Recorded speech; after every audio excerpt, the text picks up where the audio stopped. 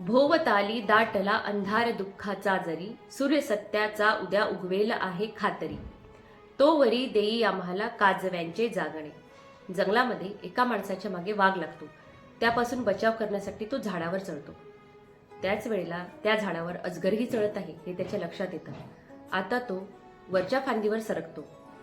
त्याच वेळेला त्याच्या या हालचालीमुळे झाडावर असलेल्या मधाच्या पोळ्यातून मधाचा एक थेंब त्याच्या खांद्यावर पडतो आणि या तिहेरी संकटातही तो मधाचा थेंब तो चाखून घेतो.